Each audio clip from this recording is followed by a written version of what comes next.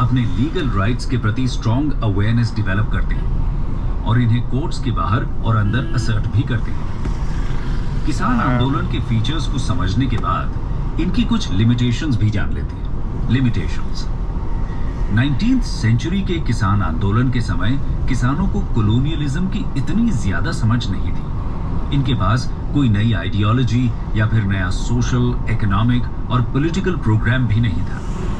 ये संघर्ष मिलिटेंट होते हुए भी ओल्ड सोसाइटल ऑर्डर के फ्रेमवर्क में ही हुए थे और इनके पास ऑल्टरनेटिव सोसाइटी को लेकर किसी भी तरह का कॉन्सेप्ट नहीं था। लेकिन 20th सेंचुरी के peasant movements national freedom struggle से डीपली इन्फ्लुएंस्ड भी थे और इनका इम्पैक्ट भी फ्रीडम स्ट्रगल पर देखने को मिलता है। तो आइए अब इनके बारे में बात करते हैं। 20th century peasant movements.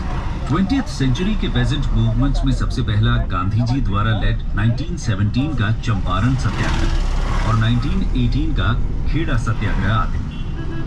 इन्हें हमने गांधी जी के इनिशियल मूवमेंट के वीडियोस में कवर किया हुआ है। इसके अलावा इस दौरान किसान सभा मूवमेंट भी शुरू होता है। आइए उसके बारे में जानते हैं। द किसान सभा मूवमेंट। किसान सभाज को मेनली होम रूल एक्टिविस्ट्स के एफर्ट्स के द्वारा यूपी में ऑर्गेनाइज किया जाता है। यूपी किसान सभा 1918 में गौरी शंकर मिश्र फरवरी 1918 इंद्र नारायण द्विवेदी यूनाइटेड प्रोविंसेस किसान सभा सेटअप करते हैं। मदन मोहन मालवीय भी इनके एफर्ट्स को सपोर्ट करते हैं। जून 1919 तक यूपी किसान सभा की 450 ब्रांचेस बन जाती हैं। इसके साथ झिंगुरी सिंह, दुर्गापाल सिंह और बाबा रामचंद्र जैसे प्रोमिनेंट लीडर्स भी जुड़ते हैं। जून 1920 में बाबा रामचंद्र नेहरू जी से यहाँ के गांव को विजिट करने के लिए कहते हैं। इन्हीं विजिट्स के दौरान नेहरू जी गांव के लोगों के साथ क्लोज कॉन्टैक्ट्स डेवलप करते हैं। फिर अक्टूबर 1920 में अवध किसान सभा की फॉर्मेशन होती है। ये किसानों से कहते हैं कि वो बेदखली लैंड को टिल न करें और साथ ही बेगार यानी कि अनपेड लेबर ऑफर ना करने का भी सुझाव देते हैं। जो लोग इन कंडीशंस को नहीं मानते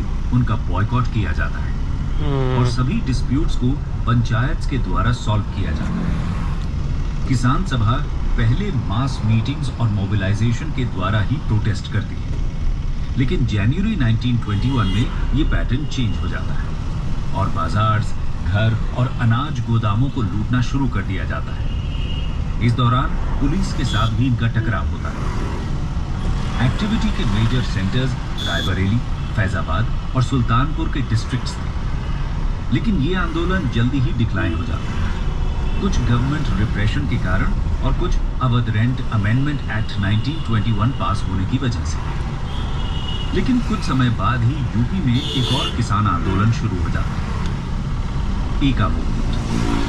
1921 के एंड में एक बार फिर यूपी के नॉर्दर्न डिस्ट्रिक्ट्स जैसे कि हरदोई, बहराइच और सीतापुर में पेजेंट डिस्कंटेंट दिखने लगता है। इसके पीछे कई कारण थे, जैसे कि हाई रेंट्स जो कि रिकॉर्डेड रेट से 50% हायर था, रेवेन्यू कलेक्शन के इंचार्ज द्वारा किसानों का शोषण और शेयर रेंट